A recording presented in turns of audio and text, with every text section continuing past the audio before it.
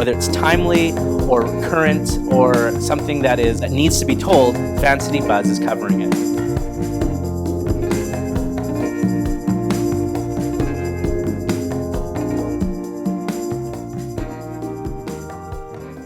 The biggest thing in media that I've learned in my career is not just about the news that you're putting out, it's about the distribution. It's how many eyeballs, as Vic mentioned, are watching this great, robust piece. And you guys have done it right, and it's growing. It's not slowing down. Your name is reputable. And you didn't start in the media state. That's what really thrills me about this conversation we're about to have. So, Manny, I think I met you first a few years ago, and then I had met Carmen, I met Farhan. How did you make it work? How did this start? And how do you three know each other? And maybe you can tell me a bit of the story of how this beautiful piece came together. So myself and Carmen actually know each other for a very long time, about 25 years or longer. Yeah, we grew up together in the same neighborhood in South Vancouver. And then Carm met Farhan. I knew Farhan through like Twitter. Through Twitter. Okay. Wow. Yeah. So social media. Yeah. You know?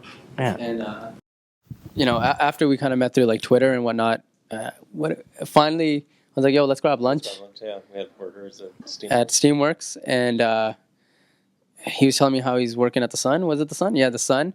He was interning or something like that. Can't remember exactly. And then I was like, why don't you just come work for us? Yeah, as soon as they hit the paywalls, I'm like, oh, look at this big opportunity that VancityBUZZ has. And right then he's like, why don't we just sit down and talk business and see what we can do together? So you're in the editorial world. Carm has a professional together. You were with Blends, and you worked in the accounting department, right? I was a controller at Blends Coffee for like, I don't know how many years, like long time, like 7 years, 8 years. Another successful company, Yeah. right? Yeah, very successful. And it's kind of weird because, like, I'm very creative, but at the same time I'm analytical and stuff as well. So you kind of work on both sides of the brains, as they so to speak. But yeah, it's totally not journalism, that's for sure. And Manny is in real estate. Yeah, I was a realtor. I got my license in 2006. Yeah. I was still at SFU at the time, and just focused on real estate and building that business. And then we have absolutely no media or journalism background whatsoever. What was the starting point for this VancityBUZZ piece? Who bought the URL and said we're just going to try something? What was it? Yeah, I mean, we were sitting around, myself and Carm, with his brother and my cousin. We were sitting in his basement, his parents' basement at the time. Basements. Good things happen in basements, everybody. Yeah. Basements are awesome. Good things happen when you're playing video games. That's what we were doing. So we're sitting there playing video games, old passion of ours since we were kids. And then we're just thinking, we're like, hey, it seems to be a lot of money floating around the internet. should we start something? Let's start a blog. Okay. Google money. We call it Google money. Like, let's make some Google money. Little do we know how difficult it is to make money off of Google ads. You got to get a lot of traffic. So then we're like, what should we write about? Okay, what do we know about? Okay, we know about Vancouver. Okay, let's analyze it. Okay, there seems to be a void in the market. No one's talking about, the cool things to do in Vancouver. Everyone's talking about crime and homelessness and all the sad stuff. There's a lot of cool things to do in Vancouver. There's a lot of places to eat. We have a great food scene. Sports we knew about a little bit, as much as anybody else does about the Canucks and things. Real estate we knew about just because we were, it's kind of like a lifestyle here almost in Vancouver. Almost everybody knows about real estate, right? Yes. And you kind of everyone thinks they're a developer, right? Yeah, there you go. So we thought the same, right? So we thought we were like developers and whatnot. No, but I had a passion. I liked architecture, so just from that standpoint. And with the Olympics coming up, there's a ramp up in the construction activity. And so we kind of use that as like a catalyst, right? Almost. So what were the first stories you guys were talking about? What were you putting up? We'd like to hear. Dude, man, I don't even know. Are they still online? Can you search? Probably. This? Yeah. I think there was like a funny video of like Optimus Prime and Megatron or someone. Like, it was Transformers. No, we didn't make it. We just found it on YouTube and we embedded it. And it was not even like the legit like Transformers. There's someone dubbed over it and it was super crazy and funny. And that was one of our. I still visit that video from time to time because it reminds me.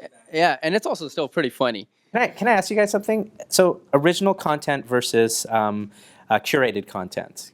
VancityBUZZ, if you can tell me a little bit about how you do that. When I came on 2.5 years ago, it was very much a few people that were just putting stuff together, and we were finding news.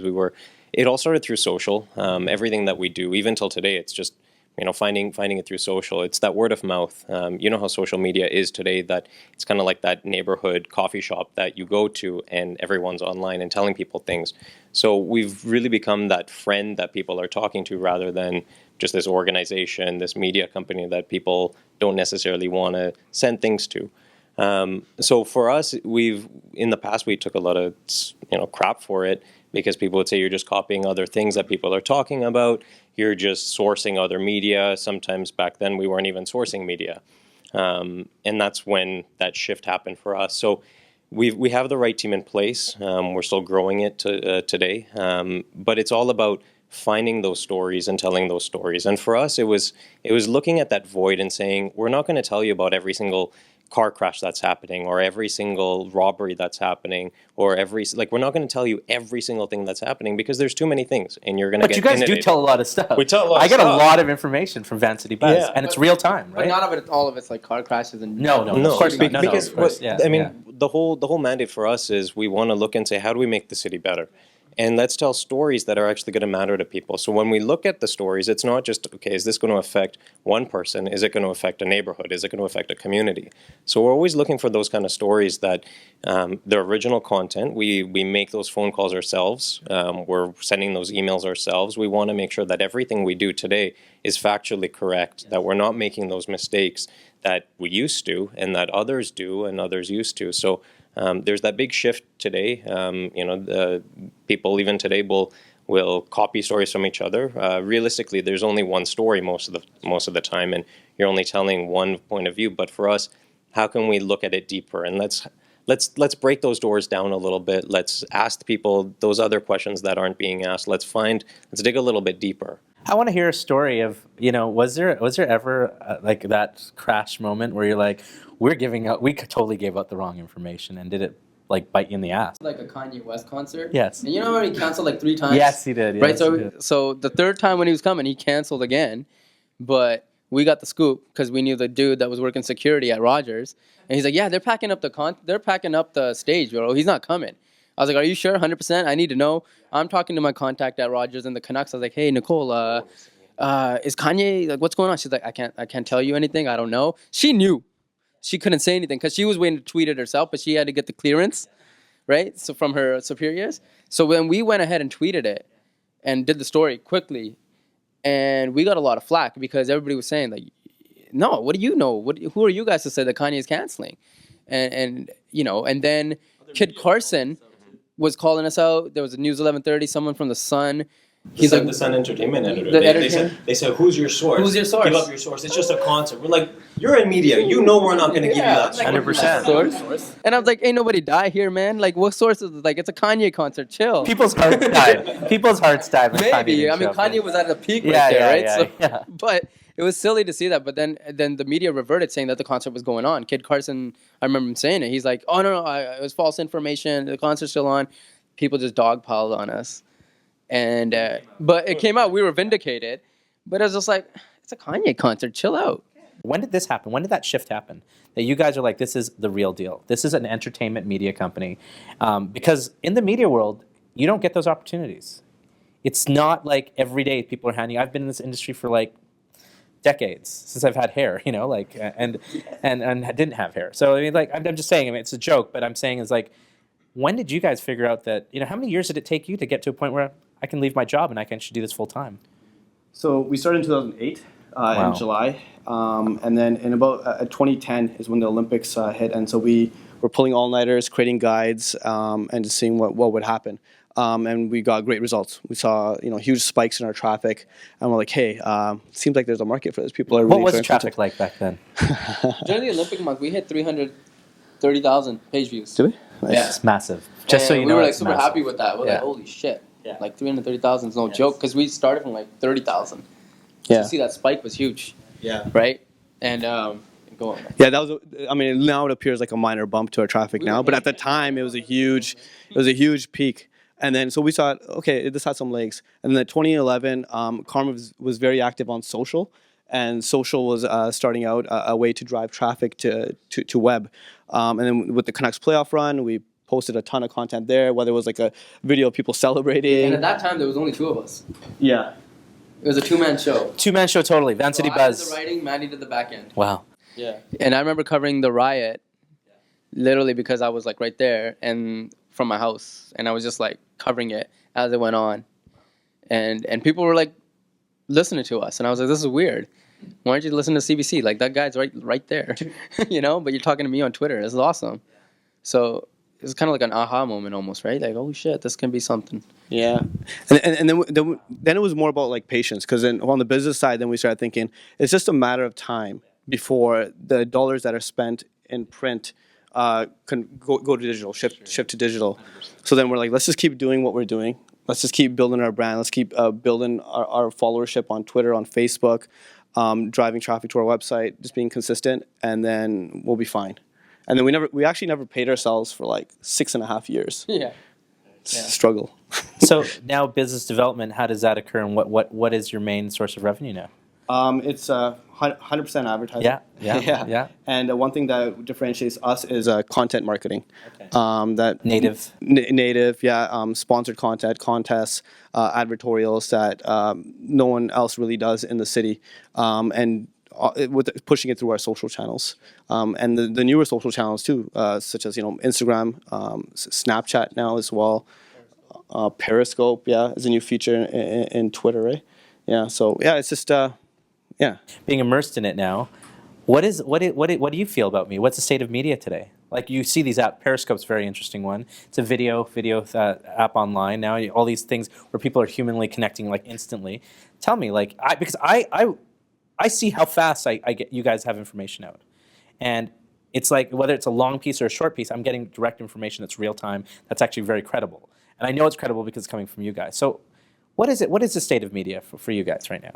The state of media is like it's in like this crazy shift right now.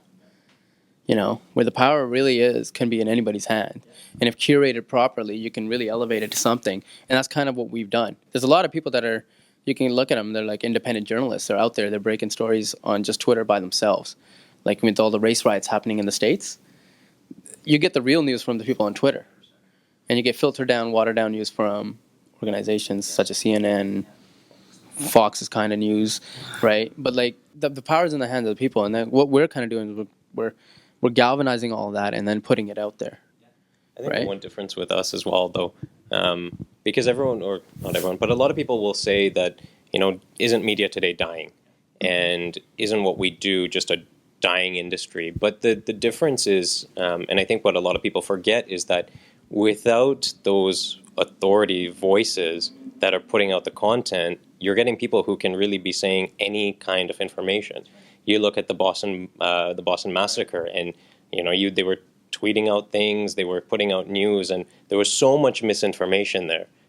Even media companies were getting it wrong. Even the news people were getting it wrong.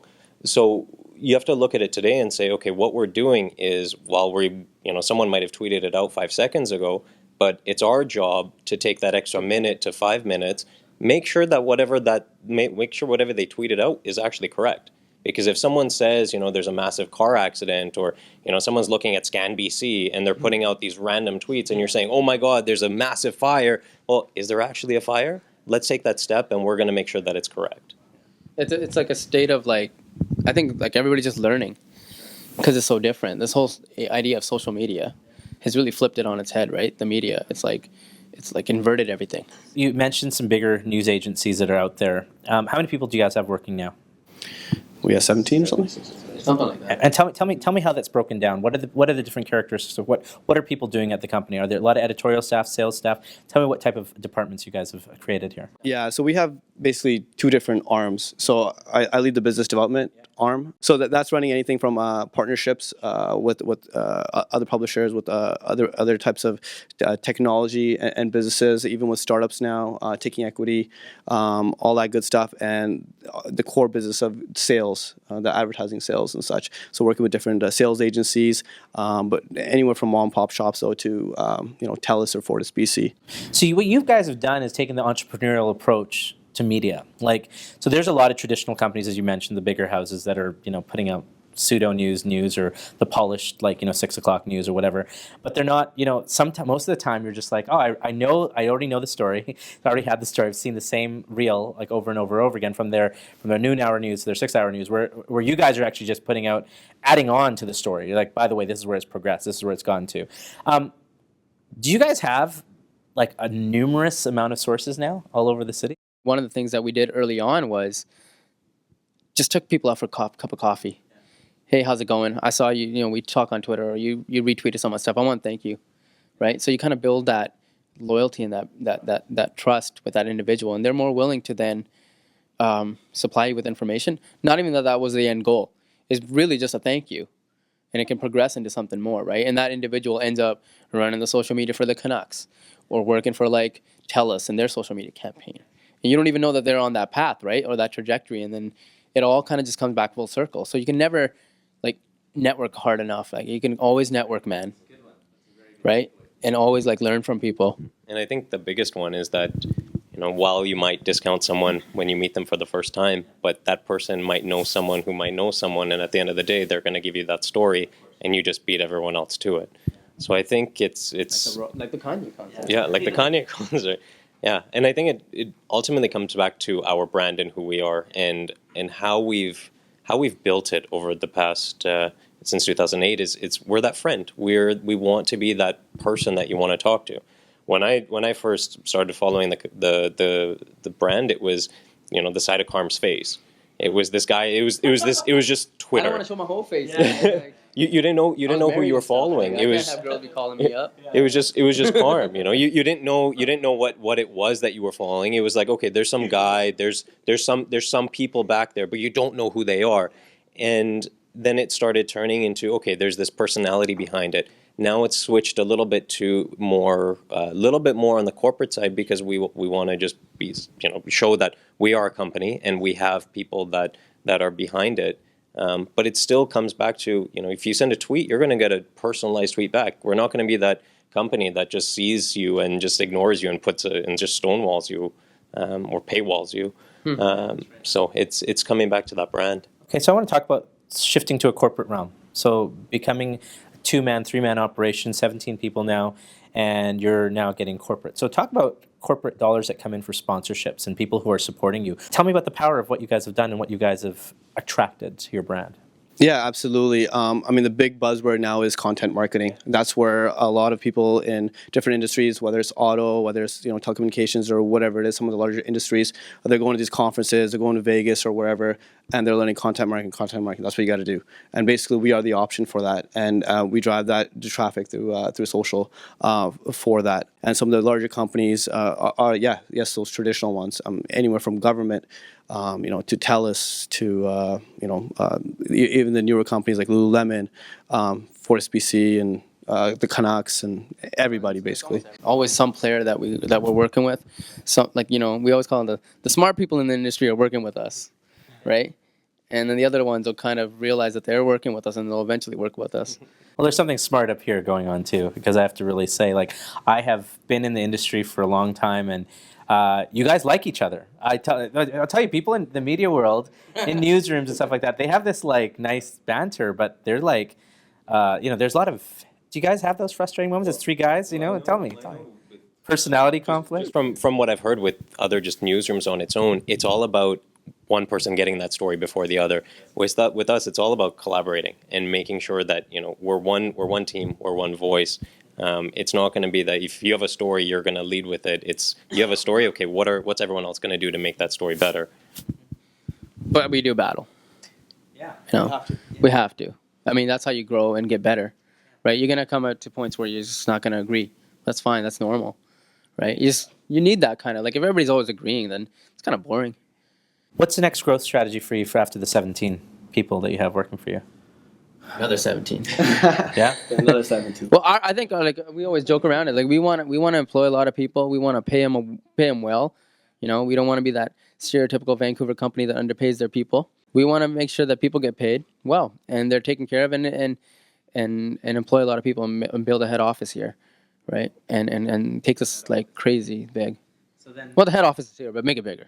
So we're talking national, and I want to talk about what is a strategy for growth.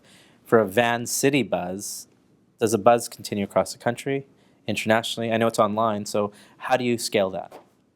Well, I guess now would be a good time to kind of announce. Should we? Please do. We are moving and expanding to Calgary. I know. Calgary Buzz. That's awesome. Yeah. first on with your interview. Thank you very much. You heard it here. You heard it here. Yeah, that's a big deal. That's a big. I appreciate you telling everybody that. Yeah. And how? Okay, so no, so that's an interesting piece. So from an entrepreneurial standpoint, how did you make that shift? Like when you have ties here, you guys are all from Vancouver. Your network is here. How do you create that satellite feel and to continue the success of something like where you live and breathe? Like, are you going to hit the ground there, or do you have people on the ground there? How are you going to make that happen? Yeah, we just recently hired an editor in Calgary, but I mean, we were working, having meetings through coffee shops, working from home, working in basement and all that. So similar strategy, Calgary, but a lot faster. We've learned a lot here in Vancouver, really going to ramp it up, employ some new the things that we've learned, in digital marketing, grow our followership. We have our strategy laid out, and we'll see how it goes. It's a really good test for us. This is the first city outside of Vancouver that we're expanding to. Any city that we'll go into, we'll have to make a visit. You have to, otherwise you don't really know what you're talking about, right? So we're definitely going to go there. But, I mean, how much we go? It could be lots of times, could be a few times. We don't know. It's all like a test. This first city. Creative, editorial, and business. Is that the right formula for this business? Seems to be. Yeah. Yeah. You need a little bit of creativity, but they need someone in business to make the money, and you need someone to kind of rein in the creativity. And what kind of talents are you looking for when you do hire people? I understand, business development, editorial, I don't know, content generators. Like, what are you guys looking for people? How do you find your people, and how are they coming to you? Our latest round of interns, one guy, I read his Twitter bio, and he said he loves coffee. So, and in my head, I was like, well, Vancouver loves coffee. So we can use a guy to write about coffee. So I asked him, do you want to write about coffee? This was about 2 years ago. And he was in Toronto at the time. I go, when you come to Vancouver, do an article for us, 10 best independent coffee shops in Vancouver. He's like, done. And then after that, he did a few other little things, and then he went back to Toronto. Now he's an intern, or editorial assistant, as we like to call him. Yeah. And it was just because I read his Twitter bio, and we were tweeting back and forth. And I just brought him in. I go, can you write? He's like, yeah, I can write. I was like, all right, let's do it. And that's it. Guerrilla style. Very guerrilla style. Like, I think, for me, that works. And in terms on the business side, Manny can speak to that. Yeah. Tell us, Manny. Yeah, and the business side is just various sources, whether it's through referrals or the network that you build in business with some key contacts and such, or I'm just straight looking for raw talent, just killers, assassins, on the business side of things. Murderers. Yeah. That's how I kind of what I look for.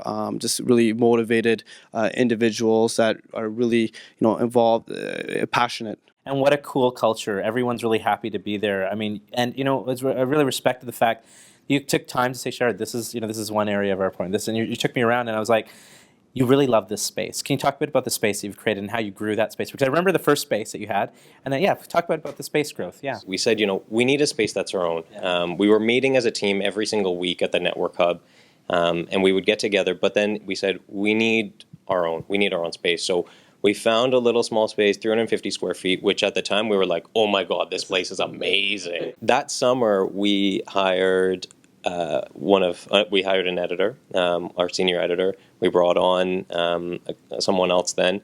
Manny was like, okay, that's it. I'm quitting my job. I believe in this. I'm coming all full time. Like, oh my God, that was September. By December, we had another person in.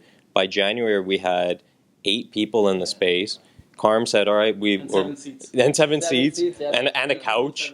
And it was ridiculous. Everyone was tight. It was tight knit in there. Everyone was like slitting throats, basically. You stole my chair. I want the comfy chair. And there was battles every single day like that. And then we said as a whole, okay, we need a bigger space. We found it luckily across the hall, so the move was super easy. It was almost 4 times the size. Carm came on full time a couple months after that. Yeah, I waited for the big space. He's like, I don't want to come in during that. Bringing my own chair. Yeah. So it's been cool to see that transition. Back a couple of years ago, people used to say, can we come and visit your office? I said, well, my office is my bedroom, so I don't think that's a good idea. But it's been cool to grow that, and I think seeing that, and we still have the space, the original space, and taking people into that one and bringing them in and showing them this is where we started. This is where everything happened. People would come in the door, clients would come in, and they would look and say, like, this is it? This is all? Where's the rest of you guys? But that was it. We only needed a handful of people.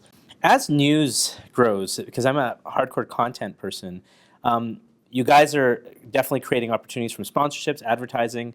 But as news grows, you look at the vices of the world, this real hard-hitting news.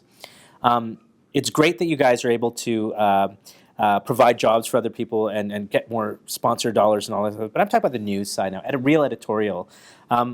What is the future for that on your side? I want to know about like that piece of like hard-hitting content. Can you talk a bit about that? One day, I think we just started talking about hard news, and it started to spike, and we noticed the growth on it, and we said, okay, people are following it, people are liking it. Eventually, it got to a point where myself and Ken, we were at dinner, and we were watching the news, and we felt so out of touch with it, and we said, okay, so if this is how we're feeling, are other people feeling the same way? Our readers were definitely feeling that same way, so we said, okay, let's start and put together some roundups, and let's be that content curators. So let's look around, and every week we started doing a world news roundup. It transitioned, people loved it. Our readers were loving it. They said, thank you so much. Now I actually know what's happening at the dinner table or at the water cooler. It's a little bit difficult because you have so many people trying to get into the space. But then it comes back to, okay, who's telling the right story? Who's making sure that you're making that everything's factually correct? We do want to start doing a little bit more of like our own stories and our own investigative series and hit it from a millennial perspective. Because I think a lot of the news that's geared out there really misses the mark with the younger generation. It's really geared towards a certain audience, and it's not us, right? They don't really talk about the problems that are going on with us or what we're thinking about. And a lot of it's just kind of swept under the rug, or it's just kind of dismissed as like, oh, whatever, what do they know? They're just young, right? But we want to get to that point where we have a team and a staff that can do that. And we're getting there. I think I just, even today, talking to some of the people, and it's just like, we're asking the right questions. It's about when are we ready to pull that trigger and actually go out and do something investigative and create a series of our own. So just making sure that everything we do, we keep in mind that our population is so diverse today, and it's only going to grow, and it's only going to become more diverse and more multicultural. So keeping that in mind. Tell about how passionate this has become for you, because you're staying, this is what you're doing day to day now, and you didn't start out doing this. So I'd like to talk about the passion that you have about your careers. For me, it's always been about relationship building, about community, and how can we tell those stories that are out there? Because if it's not for us, nobody's story is going to be heard. It'll go on Facebook on their own personal pages. It'll go on their own personal platforms, but no one's going to ever hear that. So I think we have a responsibility today that if there's someone doing something amazing, it's our job to tell that story. It's our job to find more things that are happening and dig deeper, and not just say, the outside of what's happening, but ask those questions that really matter. Ask why people even do the things that they do. So for me, it's really connecting with people and being able to push that out. By chance, luck has it, I stumbled upon this, and I really loved it. I got up in the morning, and the first thing on my mind is, what am I going to write about? What am I going to tweet about? Right? Let's see what emails came in. Let's see what is going on. That passion is still there. That fire, there's no time that my mind shuts off and stops thinking about this. I might be at somebody's event, somebody's birthday, and I'm always still thinking what can we be writing about tomorrow? And that's when you kind of know that you love it, and you just want to keep doing it. And you don't want to stop. And that's what I think it shows in the way we kind of carry the business out as well, and the way we tweet with people. We just kind of love doing it. It's not a job. I love tweeting with people. It's fun, right? And the passion that we had also kind of Vancouver as a city. It was so young. It always got bashed by a lot of people. No fun. And there's still the mayor and all could do a little more. I always feel. But that's the growing pains of a city that's so young, right? We look up to the world and we see all these other cities that are 10 times the population, and we want to do what they're doing here. You can't do that. It's just the sheer numbers aren't there, right? But for a city our size, we punch pretty, well above our weight. And I think we can help guide certain discussions in that way, right? So using that love for the city and just love for what we do is kind of push everything forward. So it's amazing. My plan was to do my CFA, go to New York, become an investment banker. The 2008 crash happened. It wasn't looking so good. It wasn't looking so good for that. But I knew I just really loved, business, and I loved tech. And then with VancityBUZZ, as we're growing that opportunity just seemed the vision was more clear. And then, just growing this and building a company. I mean, I couldn't be happier. I mean, this is exactly where I'd want to be at the stage of my life, just as a young kid, always finding ways, whether it's like scalping tickets or being a realtor, just having freedom. I was never a good employee, like in terms of working for somebody. I was like kind of rebellious and whatever, just want to do my own thing. So, it's really excited right now. We're building a great thing right now that we feel everyone's really passionate. We're changing the way people consume news on the metropolitan level, and just hiring great people, the future leaders of our company, and just super passionate about that. You really look at how people are engaging there, and then sometimes it's offline. You run into someone and you just kind of have a conversation with them and measure the engagement, and you just kind of see the reach that it has. And sometimes it's like, oh, I didn't think you would be reading us, but that's kind of cool that you read us. Yeah, pretty much the same thing. I mean, I think there's sometimes we'll put out a story and we'll say, oh my God, this is going to be the best thing. People are going to love it. There's going to be so many shares, 5 shares. Or it might be the other way around. You're like, okay, this is not going to do well, but we just need to get this out. It's a kind of a cool story, and it blows up. So it's really tough to measure sometimes. I mean, online is so tricky nowadays. Before you could put out a story and it would be maybe the only story that someone sees, especially when it came to Twitter. But today it's changed so much. So I think you have to take little bits of everything and just put them all together and just look at it and say, okay, it's this is doing well, this is doing really well, and measure it that way. And it's all about creating discussion for us, and our purpose of making Vancouver better. Whether it's the patio hours, which we discussed a lot last year, and now those have been extended, and just putting it out there, not having an agenda or motive in any way, but just having that platform to create the discussion, let the people kind of discuss and come to what's best for Vancouver, how we can make Vancouver better. That's what we do. Whatever happened organically has been created into a massive force that has taken over the likes and attention from other publications in this city to become a leader. And so you're doing something right, and I respect all three of you for that. So Farhan, Carmen, Manny, thank you so much for being here today. Ladies and gentlemen, VancityBUZZ, thank